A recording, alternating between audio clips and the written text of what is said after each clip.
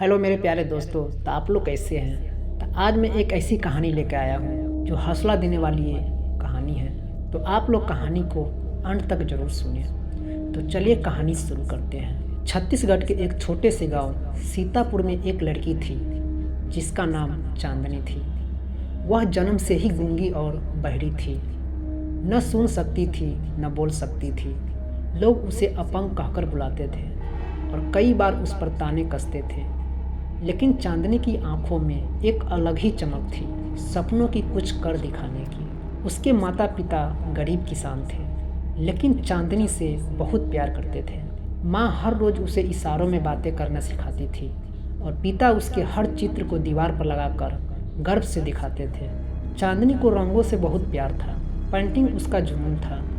वह मिट्टी पर, पत्तों पर, पुराने कपड़ों पर जहाँ जगह मिलती अपनी कल्पना उकेर देती। गांव के बच्चे जब स्कूल जाते तो चांदनी अकेली घर के आंगन में बैठकर चित्र बनाती। स्कूल वालों ने उसे यह कहकर दाखिला देने से मना कर दिया था कि ये बच्ची कैसे पढ़ेगी, न सुन सकती है न बोल सकती है। लेकिन चांदनी रुकी नहीं। एक दिन गांव में एक कार्यक्रम हुआ, गांव प्रतिभा खोज, जिसमें गांव के बच्चे अपनी कला दिखा सकते थे।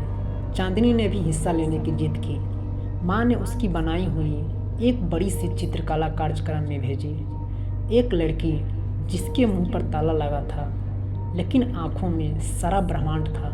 नीचे एक पंक्ति लिखी थी कि हर आवाज़ ज़रूरी नहीं होती, कुछ खामोशियाँ भी चीखती है। वहाँ मौजूद जिला कलेक्टर तक वह चित्र पहुँचा।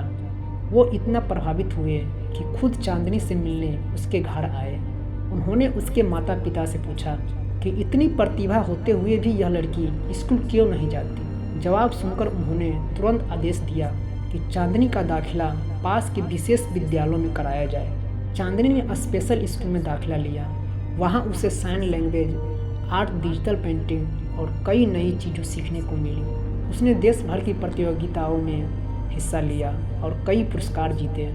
5 साल बाद एक बड़े आर्ट एग्जीबिशन में जब उसकी पेंटिंग द साइलेंट वॉइस को अंतर्राष्ट्रीय स्तर पर सराहा गया तो वही गांव वाले जो कभी उसे बोझ समझते थे अब गर्व से कहते हैं कि ये हमारी चांदनी है, हमारे गांव की रोशनी है। लेकिन चांदनी नहीं बदली। उसने गांव में ही एक कला सिखाने का विद्यालय खोला, खास मुक्त बधिर बच्चों के लिए। उसके शब्दों में नहीं पर उसकी आंखों में साफ लिखा था कि मेरी खामोशी मेरी कमजोरी नहीं, मेरी सबसे बड़ी ताकत है।